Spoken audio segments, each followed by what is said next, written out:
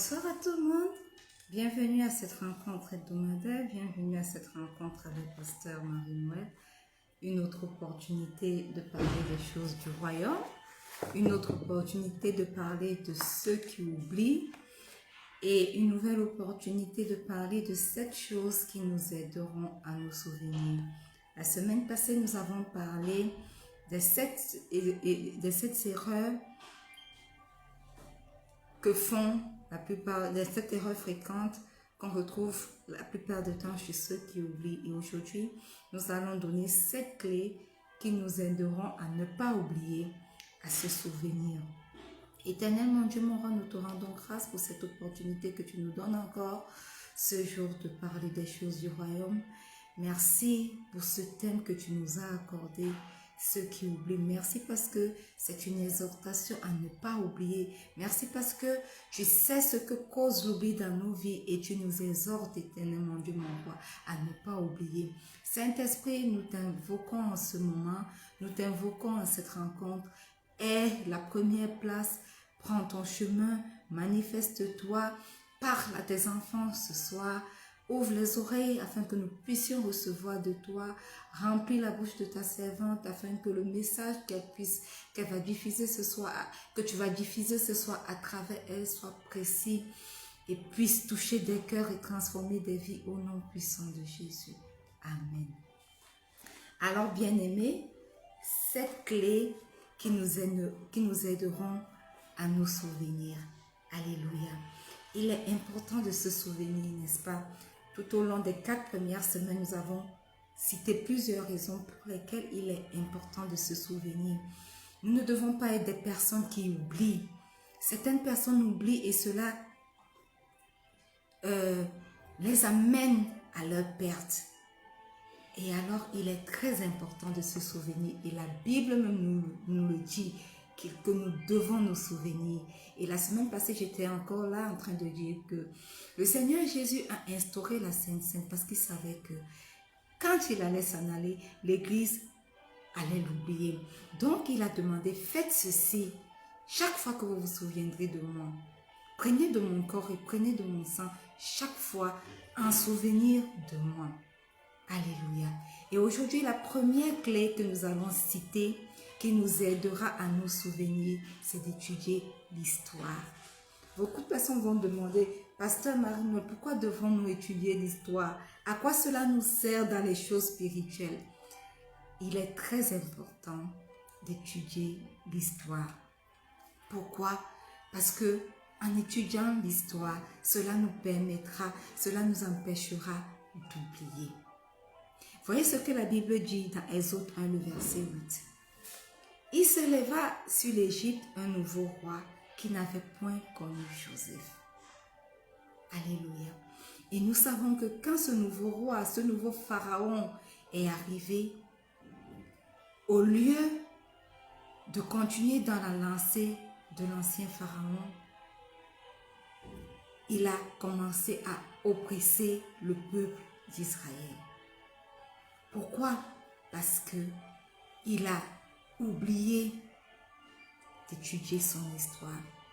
Il a oublié de rechercher pourquoi ce peuple se trouvait dans la nation d'Égypte et pourquoi ce peuple était aussi bien considéré par l'ancien pharaon. Il s'est élevé et a décidé de faire fi de l'histoire. Et cela a entraîné la chute de l'Égypte. Bienvenue, pasteur Sandrine.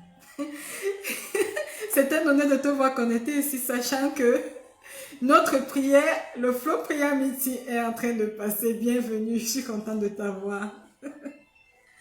Donc, Pharaon a oublié d'étudier son histoire, parce que s'il étudiait son histoire, il aurait su pourquoi le peuple d'Israël occupait une place de choix dans le pays d'Égypte. Il aurait su que Pharaon, le peuple d'Égypte, n'a pas été détruit par la famine à cause de Joseph et il aurait mieux traité les descendants de Joseph. Mais il a oublié et la conséquence de son oubli est que Dieu a frappé l'Égypte. Dieu a frappé toute l'économie du pays d'Égypte.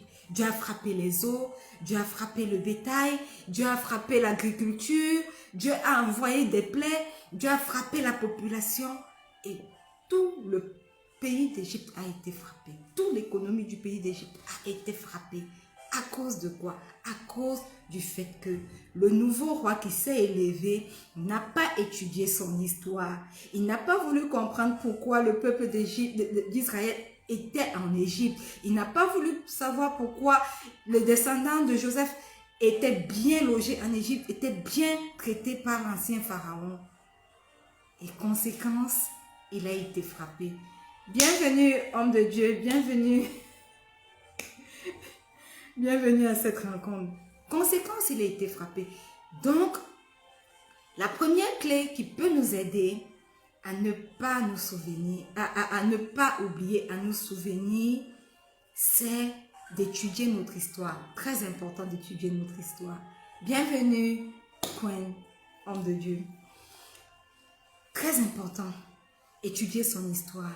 L'histoire nous permettra de ne pas oublier pourquoi telle ou telle chose se sont passées. L'histoire, pour nous autres chrétiens, nous permettra de ne pas oublier comment Dieu a choisi le peuple d'Israël. Et pourquoi aujourd'hui nous bénéficions de la même alliance qu'Abraham. L'histoire nous permettra de nous souvenir de cela et de ne pas oublier. Voilà pourquoi la première clé qui nous aidera à toujours nous souvenir, c'est d'étudier l'histoire. Alléluia. La deuxième clé, nous allons lire dans Deutéronome, nous lisons le chapitre 8 de Deutéronome, le verset 10 au verset 14. Et puis nous allons escalader pour lire le verset 18. Il est écrit, You are welcome, Mr. Queen, you are welcome. Il est écrit, lorsque tu mangeras et te rassasieras, tu béniras le Seigneur ton Dieu pour le bon pays qu'il t'a donné. Garde-toi d'oublier le Seigneur ton Dieu. La Bible dit, garde-toi d'oublier le Seigneur ton Dieu. Pourquoi? Parce que en tant que chrétien, il est possible pour nous d'oublier. Mais la Bible nous dit, garde-toi d'oublier le Seigneur ton Dieu. Au point de ne pas observer ses commandements, ses ordonnances et ses lois que je te prescris aujourd'hui. Lorsque tu mangeras et te rassasieras, lorsque tu bâtiras et habiteras de belles maisons, lorsque tu verras multiplier ton gros et ton menu bétail, s'augmenter ton argent et ton or, et s'accroître tout ce qui est à toi, prends garde que ton cœur ne s'enfle et que tu n'oublies le Seigneur ton Dieu qui t'a fait sortir du pays d'Égypte, de la maison de servitude. Le verset 18 dit, souviens-toi du Seigneur ton Dieu, car c'est lui qui te donnera de la force pour les acquérir, afin de confirmer, comme il le fait aujourd'hui, son alliance qu'il a jurée à tes pères. Voyez-vous, la plupart du temps, les gens qui réussissent, les gens qui ont du succès, souffrent le plus d'un manque de mémoire. Ils ne se souviennent pas de comment ils sont arrivés là où ils sont arrivés. Et la Bible nous demande de ne pas oublier. Donc, la deuxième clé qui nous aidera à toujours nous souvenir, c'est de ne pas laisser notre succès détruire notre mémoire.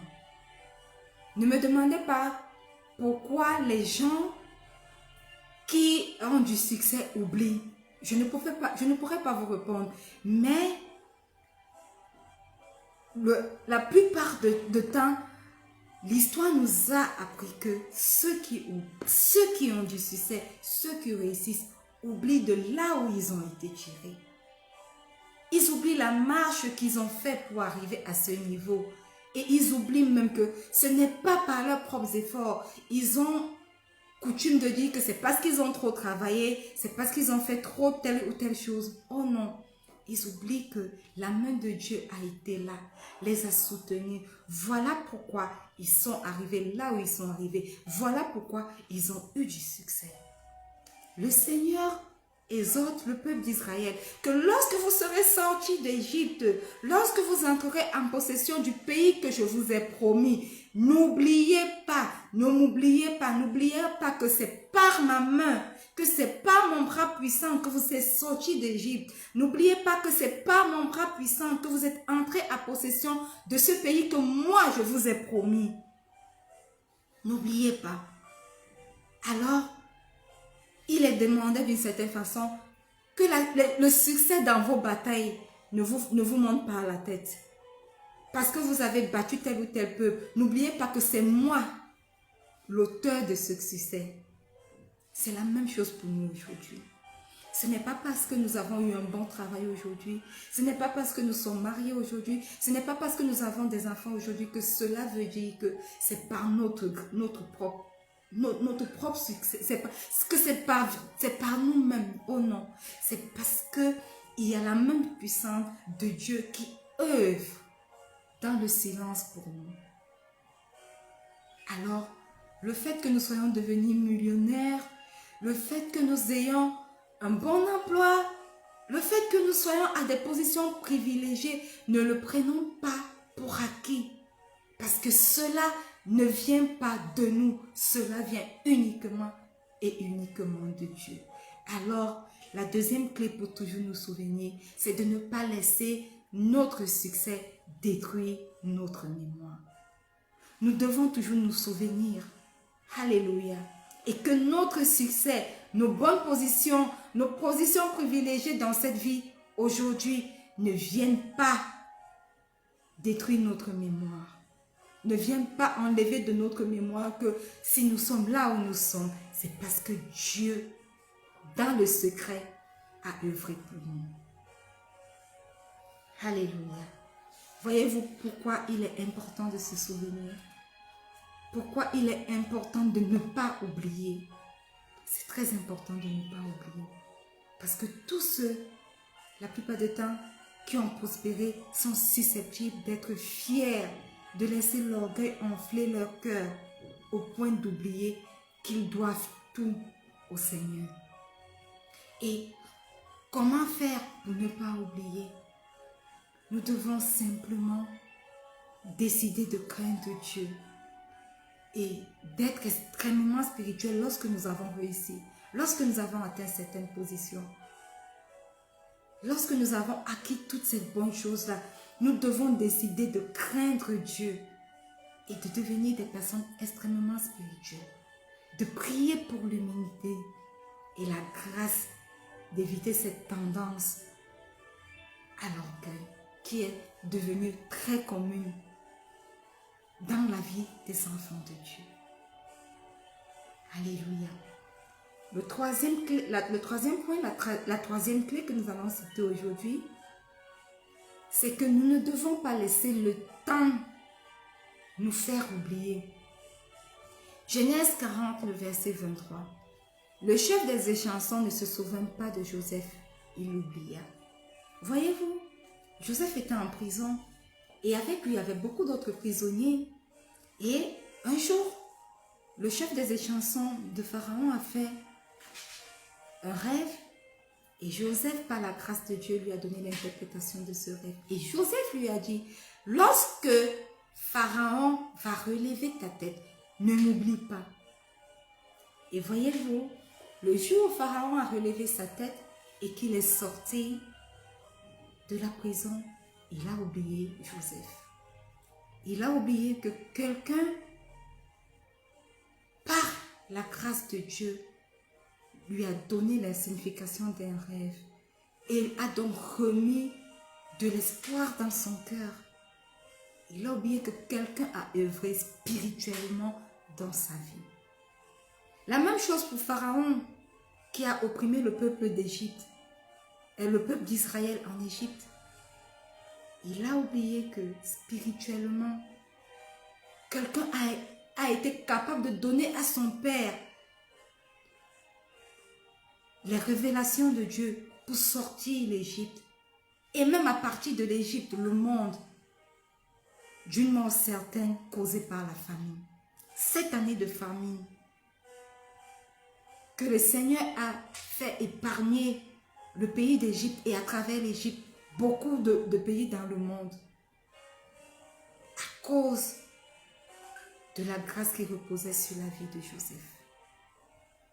Voyez-vous, de nos jours, beaucoup oublient ceux qui ont été de vraies bénédictions spirituelles pour eux. Et le Seigneur nous exhorte à ne pas oublier. Donc la troisième clé qui nous permettra de nous souvenir, c'est de ne pas laisser le temps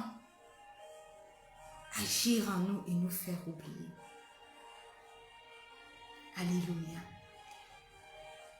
Le temps ne doit pas effriter l'apport spirituel que quelqu'un a déposé dans nos vies. Oh non. Nous ne devons pas laisser le temps le faire.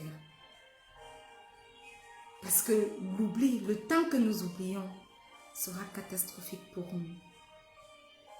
Bienvenue à tous ceux qui se connectent. Homme de Dieu, bienvenue. Femme de Dieu, pasteur Sandrine, bienvenue. Bienvenue aux autres que je vois connectés. Je vois connectés, mais je ne vois pas le nom. C'est un honneur pour moi de vous avoir connecté ce jour à cette rencontre. Alléluia. Donc, les trois premiers points, les trois premières clés qui nous aideront à nous souvenir, c'est d'étudier notre histoire. La deuxième clé, c'est de ne pas laisser le succès détruire notre mémoire. La troisième clé, c'est de ne pas permettre au temps de nous faire oublier. Alléluia. La quatrième clé, nous allons lire dans Daniel 5, le verset 23. Il est écrit: Tu t'es élevé contre le Seigneur des cieux. Les vases de sa maison ont été apportés devant toi, et vous vous en êtes servis pour boire du vin, toi et tes grands, tes femmes et tes concubines, et tu as loué les dieux d'argent, d'or, d'airain, de fer, de bois et de pierre, qui ne voient point, qui n'entendent point et qui ne savent rien. Et tu n'as pas glorifié le Dieu qui a dans sa main ton souffle et toutes tes voies. Il s'agit ici du roi Belshazzar de Babylone. Alléluia. Non seulement il a oublié d'étudier son histoire, parce que s'il avait étudié son histoire, il se serait rendu compte que à ce dernier moment de règne, son père Nebuchadnezzar a servi le Dieu vivant,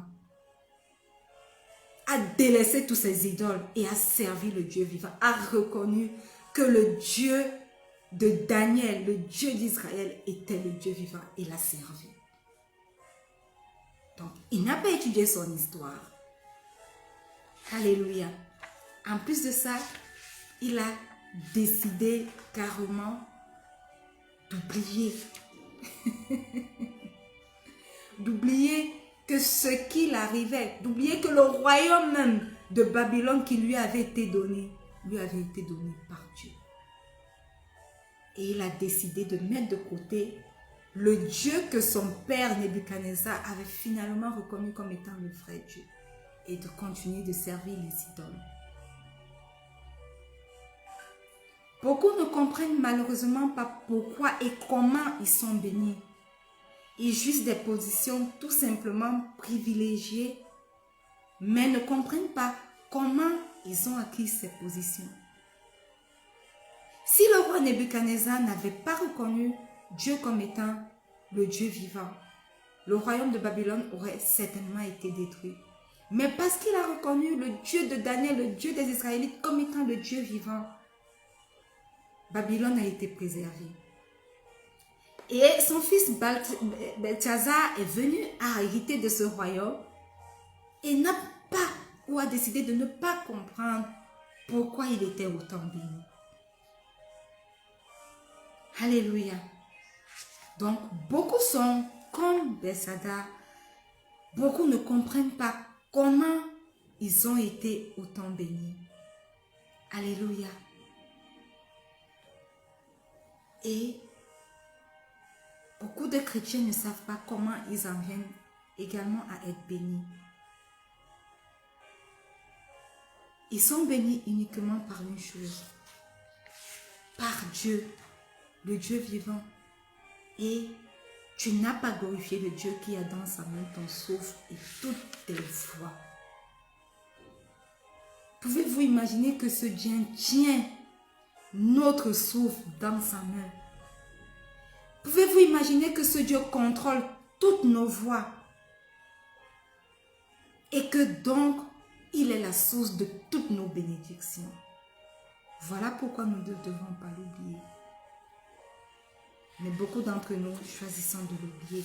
Alors la quatrième clé que je vais vous donner ce soir pour vous aider à vous souvenir, c'est de reconnaître la main de Dieu dans tout ce qui nous arrive.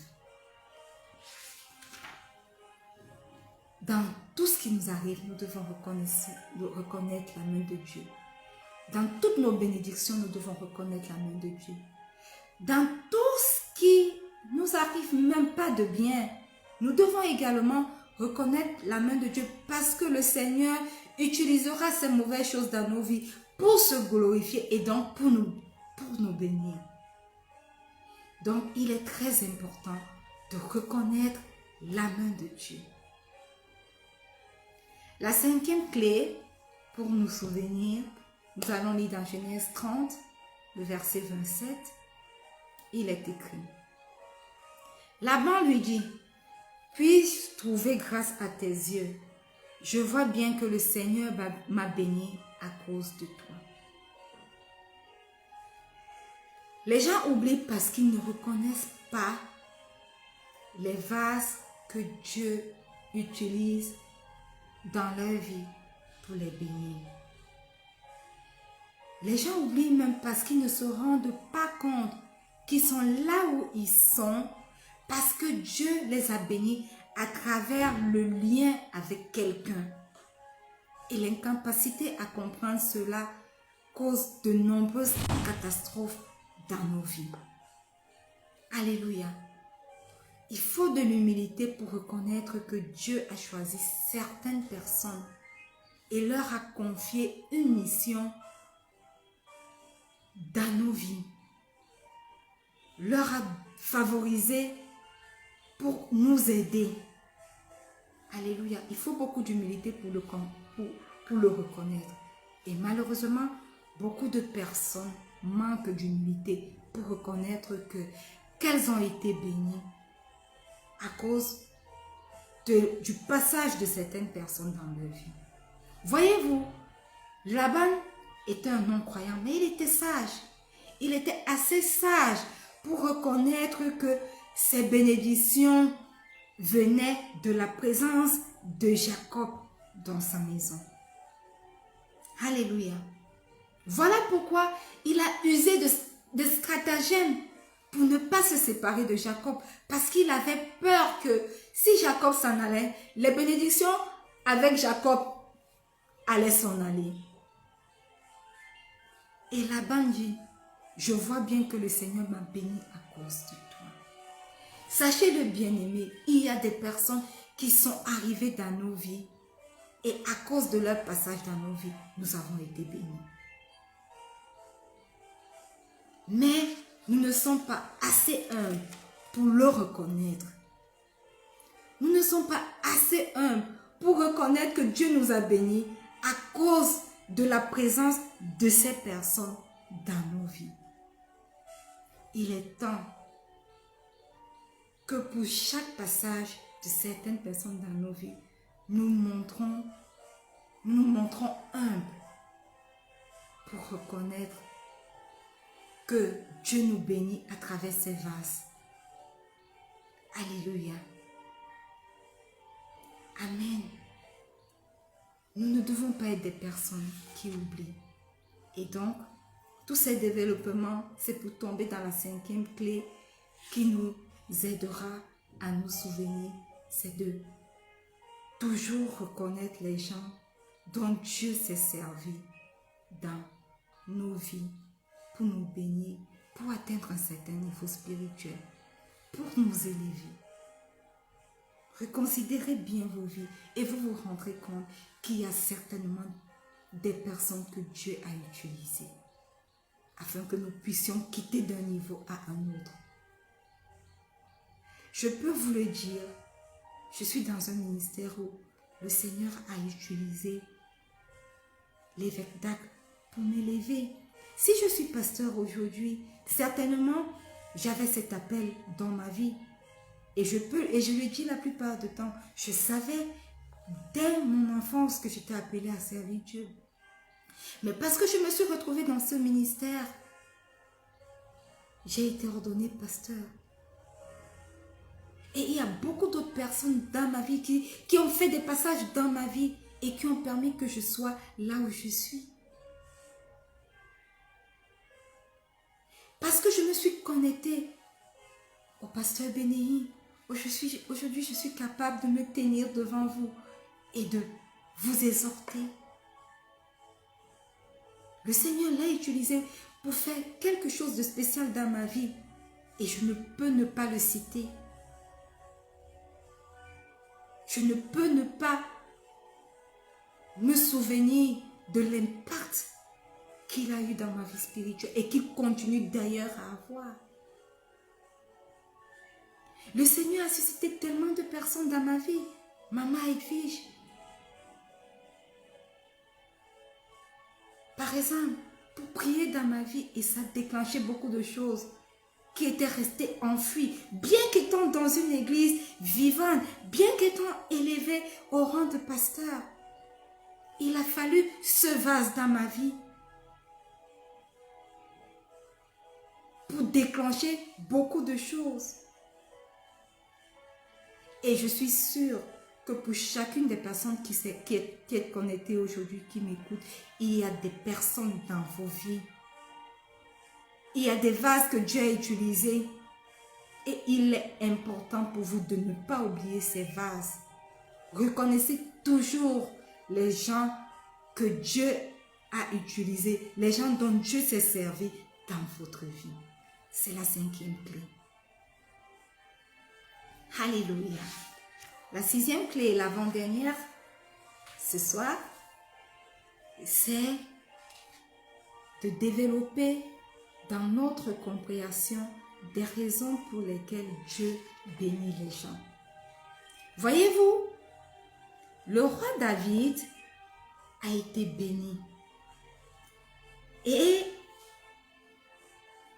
certainement son fils Salomon ne comprenait pas bien la source de la bénédiction de son père. Voyez-vous, le roi Salomon se souvenait que Dieu avait été en colère contre son père parce qu'il avait couché avec la femme d'un autre. Et certainement, il a décidé de ne pas tomber dans le même péché que son père. Voilà certainement pourquoi toutes les jeunes filles qu'il voyait et qui le plaisaient, il faisait de ces femmes pour ne pas avoir à tomber dans l'adultère. Peut-être que, en bien y regardant, Salomon ne comprenait pas que son père David plaisait à Dieu parce qu'il était un homme selon le cœur de Dieu. Un homme qui n'adorerait jamais les idoles. Voyez-vous, malgré sa faiblesse humaine devant les femmes, David était quand même l'homme selon le cœur de Dieu parce que son cœur ne s'est jamais retourné de Dieu pour louer des idoles. Il n'est marqué nulle part dans la Bible que David a eu un penchant même de louer une idole. Mais voyez-vous, la Bible nous dit clairement que Dieu a rejeté Salomon parce que son cœur s'est tourné vers d'autres dieux, parce que son cœur à un certain moment de sa vie n'était pas tout entier au Seigneur et que dans sa vieillesse, il a adoré des idoles. Le roi David n'a jamais adoré des idoles. Mais Salomon, lui, a adoré des idoles. Alors, le vrai secret derrière la bénédiction du roi David est qu'il a servi Dieu de son vivant, de tout son cœur.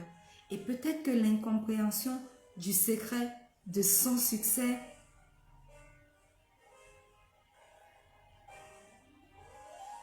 n'a pas beaucoup aidé le roi Salomon. Parce que si le roi Salomon avait compris que le cœur de son père était totalement, entièrement voué à Dieu, une porte ne se serait pas ouverte dans sa vie pour pouvoir adorer les idoles. Alléluia. Et la même chose s'applique à nous aujourd'hui. Peut-être que l'incompréhension du secret du succès de quelqu'un nous conduira à mettre de côté la chose même qui a rendu cette personne grande. Beaucoup de personnes pensent aujourd'hui que si des gens réussissent, c'est parce que ces personnes ont trempé leurs mains, c'est parce que ces personnes sont entrées dans des sectes pernicieuses, c'est parce que ces personnes sont entrées dans des réseaux.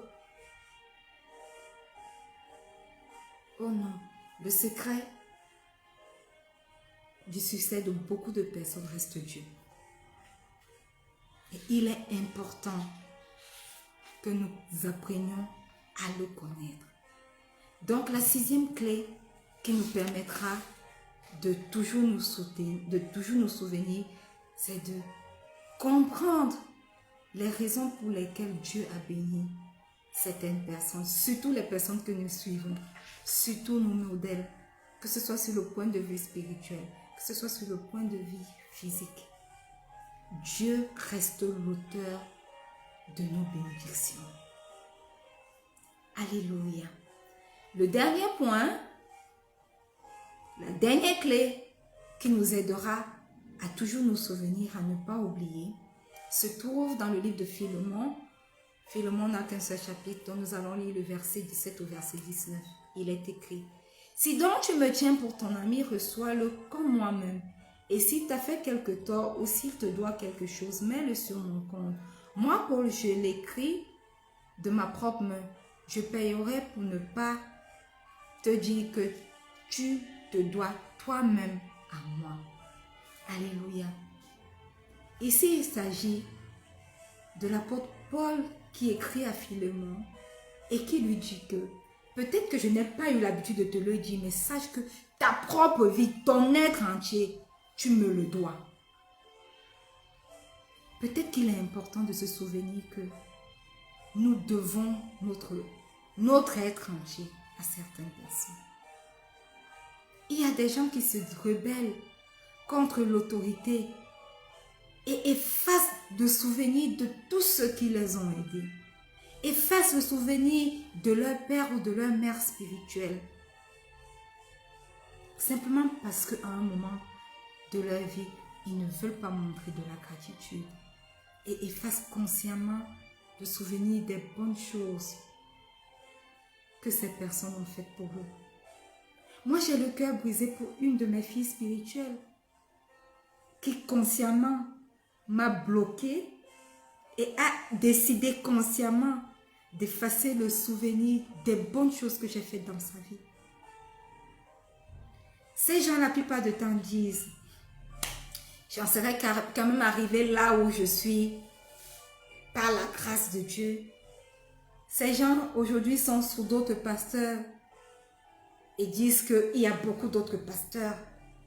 Ces gens disent que de toute façon, c'est Dieu qui a agi et que les hommes n'ont pas le droit d'être remerciés. Oh, really? Il est temps de reconsidérer nos voies. Si nous sommes l'une de ces personnes qui se montrent ingrates vis-à-vis des vases que le Seigneur a utilisés dans vos vies pour vous bénir, pour vous élever, pour vous apporter de la compréhension. Pensez-vous que le salut est une chose banale? pour que vous décidiez de rejeter la personne qui vous a amené à Christ. Voilà pourquoi, à un moment donné, l'apôtre Paul s'est senti obligé de dire à Philémon que ta vie, tu me la dois. Et oui, ta vie, tu me la dois.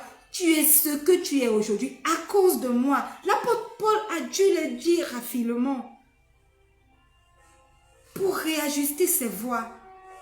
Et beaucoup d'entre nous oublions ces personnes que Dieu a utilisées dans nos vies. Et disons que de toute façon, Dieu l'aurait fait. Dieu l'aurait fait. Et nous nous montrons ingrats face à l'onction que le Seigneur a déclenchée pour venir apporter quelque chose de nouveau dans nos vies, pour venir nous tirer de la position où nous étions, nous élever, pour nous apporter le salut. Et nous voulons parfois éliminer cette réalité selon laquelle nous devons tout à une personne en particulier. Nous ne voulons pas attribuer toutes les grandes choses de notre vie à cette seule personne. Toutefois, bien-aimés, il n'est pas nécessaire d'occulter ou bien d'effacer la réalité de ce que Dieu a fait. Et n'oubliez jamais que beaucoup de choses sont souvent liées à une seule personne. Et soyez reconnaissants envers Dieu et aussi envers la personne dont Dieu s'est servi pour nous bénir. Voilà pourquoi Paul a dit à Philémon que pour ne pas te dire que tu te dois toi-même à moi. Alléluia. Donc, la septième clé, c'est que n'ayons pas des trous de mémoire rebelles. Souvenons-nous des personnes que Dieu a utilisées dans nos vies pour nous bénir. Alors, bien-aimés, si vous êtes connectés ce jour, si vous êtes là et que vous vous rendez compte que vous avez oublié beaucoup de choses, vous avez oublié les personnes que Dieu a utilisées dans vos vies pour vous bénir et que vous ne connaissez même pas le Seigneur Jésus comme votre Seigneur et votre Sauveur personnel, j'aimerais vous inviter à faire cette prière avec moi. Ce soir, dis simplement, Seigneur Jésus, ce soir, je viens à toi tel que je suis. Je reconnais que je suis un pécheur. Pardonne-moi. Tu es mort sur la croix pour moi. Tu as été enseveli. Le troisième jour, tu es ressuscité des morts. Alors, Christ ressuscité, aujourd'hui, je fais de toi mon Seigneur et mon Sauveur personnel. Viens et entre dans mon cœur. Viens et entre dans ma vie. Viens et demeure en moi. Forme-toi, Christ ressuscité, dans ma vie. De la tête, du sommet de ma tête à la plante de mon pied.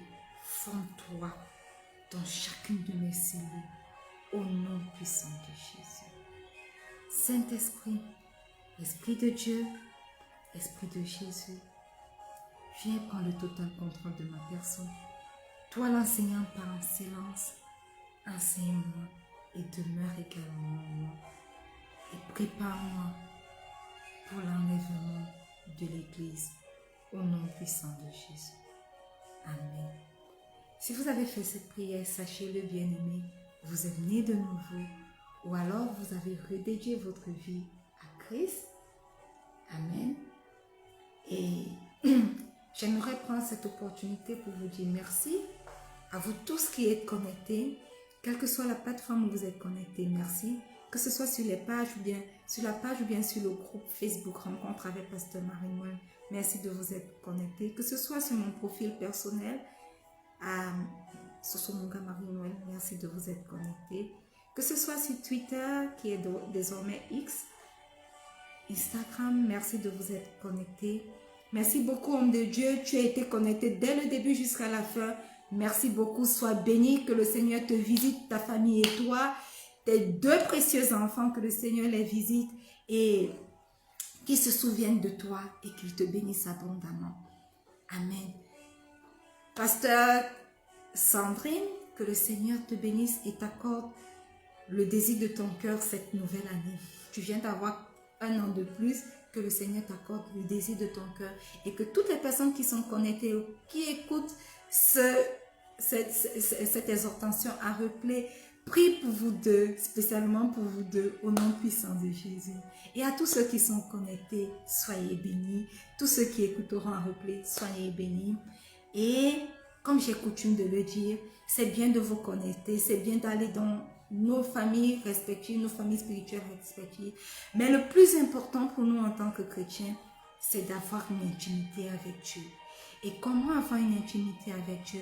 À travers le temps de méditation et à travers le temps de prière. Parce que pendant que nous méditons à la parole de Dieu, le Saint-Esprit lui-même se charge de nous enseigner, de nous révéler des choses cachées, de nous parler directement. Donc, si nous aspirons à grandir spirituellement, il est important d'avoir une intimité avec Dieu. Méditez la parole. Souvenez-vous Josué 1:8. Si vous voulez avoir du succès, la recommandation que Dieu a donnée à Josué, méditez, que ce livre de la loi ne s'éloigne point de toi. Médite-le jour et nuit. Donc cela s'applique à nous. Si nous voulons grandir dans notre intimité avec Dieu, méditons sa parole. Tous les jours, aménageons une plage horaire où nous devons méditer sa parole. Et ayons un temps où nous discutons avec lui à travers la prière. Alléluia. Nous allons clôturer, nous sommes arrivés au terme. Mais avant de clôturer, j'aimerais prier pour vous. Et la prière de ce jour est tirée du livre de Matthieu, le chapitre 13, verset 12, et il est écrit: car on donnera à celui qui a, et il sera dans l'abondance. Mais à celui qui n'a pas, on ôtera même ce qu'il a. C'est la partie A de Matthieu 13, 12 qui nous intéresse aujourd'hui. Car on donnera à celui qui a, et il sera dans l'abondance. Alors étendez vos mains vers moi, tandis que j'étends mes mains vers vous.